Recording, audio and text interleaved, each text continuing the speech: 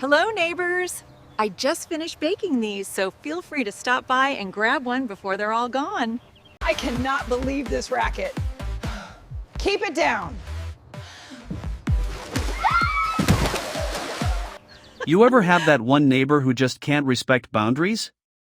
Yeah, well, mine was named Karen. Now let me paint you a picture. I live in this quiet little suburban neighborhood, the kind with trimmed lawns, kids on bicycles, and everyone pretending to be polite during morning walks. We've got a homeowners association, the HOA, and with it, a shared community pool. It's a nice one too, clean, sparkly blue water, good lounge chairs, little umbrellas, the works. But here's the thing, that pool isn't free. Every household pays yearly dues. Those dues keep it maintained, chlorinated, safe, and pleasant. Everyone pays. Except Karen. Karen moved in about 6 months ago with her husband and 2 teenage kids. At first glance, she seemed great, the welcome to the neighborhood type.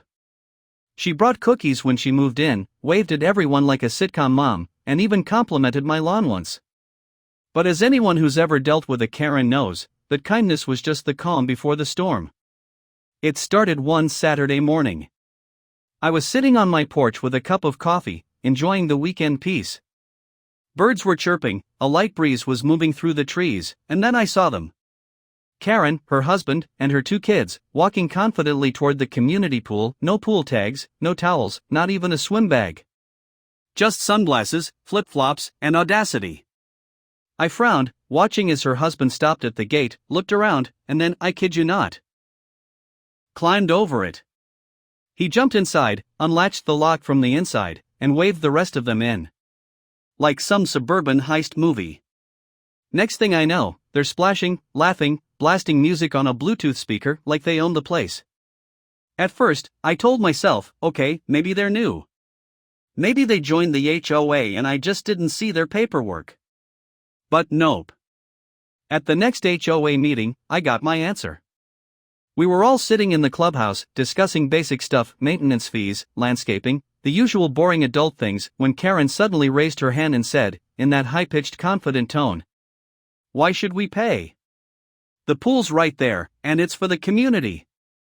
You could hear the record scratch in the room. Everyone just froze. The HOA president looked at her with this polite but confused smile and said, "Ma'am, the pool is for HOA members who contribute. You're not one yet." But Karen just waved her hand and laughed. "Oh come on, it's just water. You can't own water." People chuckled awkwardly, trying to brush it off. But I didn't laugh. Because I knew what was coming next, the freeloading had just begun. And oh boy, I was right. Over the next few weeks, her family treated that pool like their personal resort. Morning, afternoon, sometimes even at night. Her kids would bring their friends over, jump the gate, play loud music, and leave chip bags floating in the shallow end. One evening, I walked by and saw a pizza box just sitting on the pool chair, grease stains, soda cans, even wet towels dumped on the ground. And there they were, laughing like nothing was wrong. And every time someone politely tried to talk to her about it, she'd roll her eyes and say, "Stop being so uptight. It's just a pool. Don't you people have lives?" The HOA sent her official warnings, written letters. She ignored them. They even changed the gate lock. Guess what? Her son, who must have thought he was in Mission Impossible, climbed right over and opened it again. At that point, people were fed up. The HOA president was losing patience, the maintenance guy was threatening to quit, and the rest of us were just tired. But Karen? She didn't care. In fact, it was like she enjoyed being the rebel of the neighborhood. Like she wanted to prove she couldn't be stopped. I remember one afternoon, she even brought over more people, like 10 of them, and had what looked like a full-blown party. Music blasting, drinks everywhere, kids running around, water splashing out of the pool onto the pavement. And as I stood there watching from my porch, I realized something: this wasn't just about the pool anymore. It was about respect. Karen didn't just break rules, she mocked them. And no matter how many complaints we sent or how many warnings she ignored, nothing changed. That's when I decided. If Karen wouldn't learn the easy way, maybe it was time she learned my way. Something harmless, but memorable. Something that would make her think twice before trespassing again. And that's when I came up with an idea. A little bit of creative payback. Let's just say it involved something simple, something ordinary, something she'd never see coming. A sprinkle of powder and a whole lot of chaos. But what happened next? Oh, you'll want to hear this. Because when Karen showed up the next morning with her usual smug grin, she had no idea that this time, things were about to change. In the most unexpected way possible. Now, I'm not the type to start drama. I really ain't. But if someone keeps disrespecting the rules, ruins everyone's peace, and turns our nice summer afternoons into a circus? Yeah, I'll do something about it. Because at that point, it's not about pettiness anymore, it's about principle. And so, I came up with a plan. One hot afternoon, I ran into Tony, our pool maintenance guy. Tony's been around for years, the kind of guy who knows every bolt and filter in that pool system. He's a big, easygoing dude, always has a towel slung over his shoulder and a sense of humor that keeps the HOA meetings bearable. That day, though, he looked done. I asked, "Rough day, huh?" He sighed, shaking his head. "If I have to scoop one more empty soda can out of that pool, I'm quitting." I knew exactly who was responsible. Karen and her family. So I said, "Man, I wish there was a way to stop them from using it without having to call the cops every time." Tony looked around, then leaned in with a sly smirk. "Well, you didn't hear it from me," he said, "but there's something harmless that'll keep them out for good." I raised an eyebrow. "Go on." He grinned. "There's this special pool-safe powder. They use it in training or in private clubs to detect unwanted swimmers. Basically, when someone jumps in, especially with oils, sunscreen, or skin residue, the powder reacts. Turns the water around them bright green."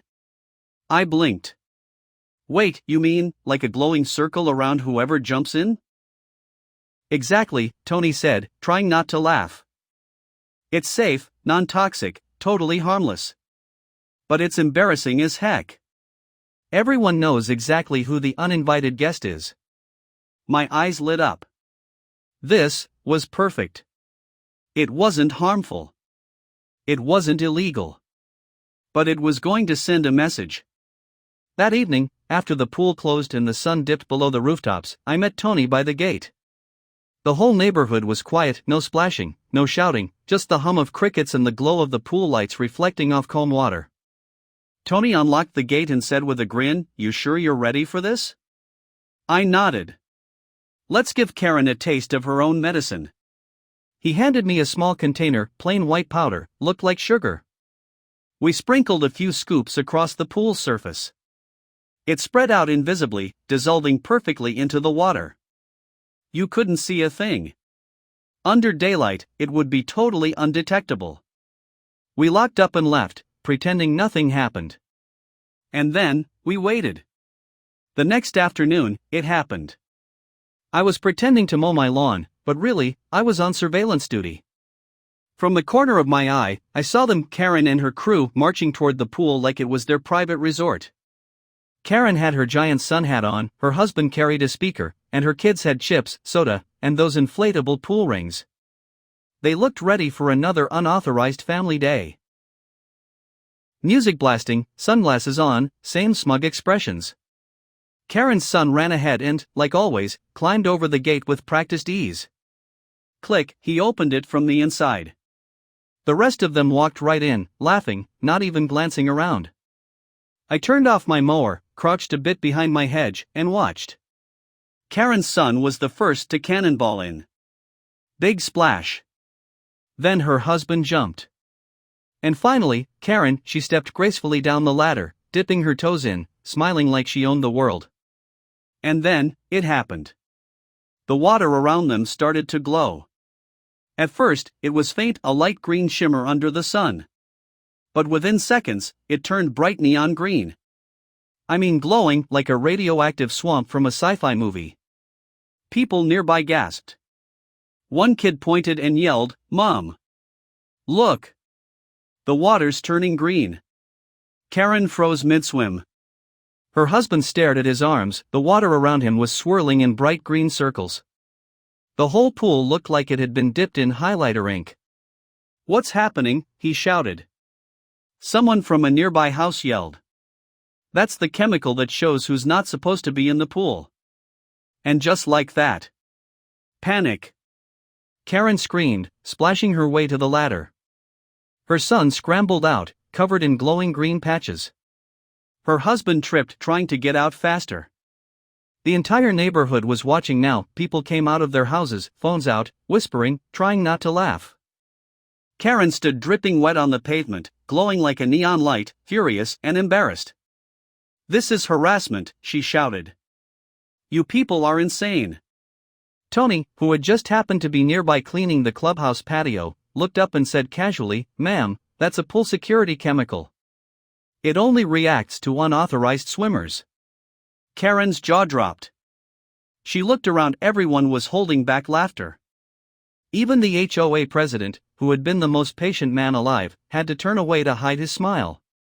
Her husband muttered something about suing the HOA, but it was hard to take him seriously when his shorts were literally glowing in broad daylight.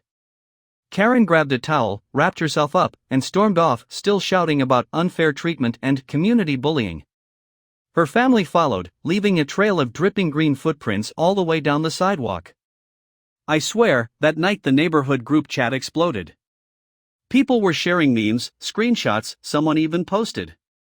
"Breaking news, Karen versus the pool monster."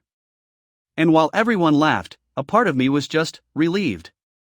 Relieved that for once, justice didn't come from shouting or fighting, it came from a little creativity. But as funny as it was, the story didn't end there. Because Karen? She wasn't done. She wasn't the kind of person to take embarrassment quietly. And what she did next made the entire neighborhood gasp. After the Great Green Pool incident, things got quiet. Eerily quiet. No more midnight splashing. No more loud music echoing through the neighborhood. And definitely no more uninvited pool parties. For the first time in months, the neighborhood actually felt peaceful again. The pool water was calm. The gate was closed. And the only sound you'd hear was the soft splash of authorized swimmers. It was almost like nature had healed itself. A few days later, the HOA scheduled another meeting.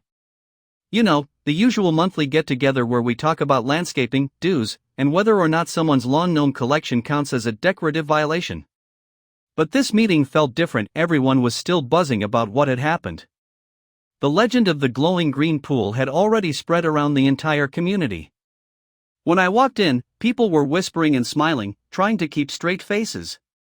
There was a strange excitement in the air, like everyone knew the villain of a movie had finally met her match. We started going over the agenda when, halfway through, the door creaked open. It wasn't Karen. It was her husband. He walked in slow, holding a folder under his arm, looking more nervous than a kid called to the principal's office. He gave a half-hearted wave and sat down across the room. The HOA president, calm as always, said, "Good evening, Mr. Miller. Nice to see you again." He nodded, avoiding eye contact with most of us. Then he cleared his throat. "So, about the pool thing," he began, rubbing the back of his neck. "We didn't realize it was, that strict. We just thought it was a neighborhood amenity for everyone." There was a long silence. And then, the HOA president, bless him, smiled politely and said, "No problem at all. You're welcome to join, once you pay your dues." A few people chuckled softly. Mr. Miller gave an awkward smile, muttered something about talking it over, and left the meeting about 5 minutes later. Guess what? They never paid. And they never showed up again. After that, life in our little neighborhood went back to normal. Families started using the pool again. Kids laughed, parents relaxed, and Tony, our hero maintenance guy, could finally do his job without playing lifeguard for trespassers. The water sparkled again, the chairs stayed clean, and everyone was just happy. Sometimes I'd sit on my porch with my iced tea, look over at the pool, and smile. Because for the first time in a long while, it actually felt like a community again, not a battleground for boundary breakers.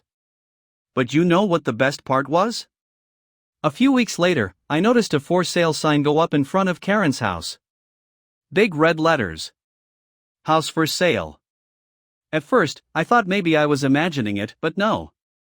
By the weekend, a realtor was there taking pictures, setting up flyers, and adding the listing online. Word around the neighborhood was that Karen had been complaining to anyone who would listen. She said this neighborhood is toxic, one neighbor told me. Apparently, everyone here is unfriendly. I laughed so hard I nearly spilled my drink. Unfriendly? No, Karen. We're just people who follow the rules, the same ones you ignored all summer. But the real kicker? When the realtor's online listing finally went up, one of my friends sent me a screenshot. And right there, in bold letters under property highlights, it said, "Quiet, respectful community with private pool access." Oh, the irony. A month later, the house sold. A new couple moved in, super sweet people. They introduced themselves, joined the HOA properly, and even brought brownies to the next meeting. Now that's how you move into a community. And as for Karen and her family? Well, nobody's really sure where they ended up. But every once in a while, when we're sitting by the pool and someone mentions the glowing water story, everyone bursts into laughter. The legend of HOA Karen lives on not as a tale of revenge, but as a reminder. Respect boundaries. Pay your dues. And for heaven's sake, don't mess with the HOA pool. Because sometimes, karma doesn't need to shout. It doesn't need to scream or plot or destroy. Sometimes, all karma needs is a little green powder. 3 o'clock, the end. 9.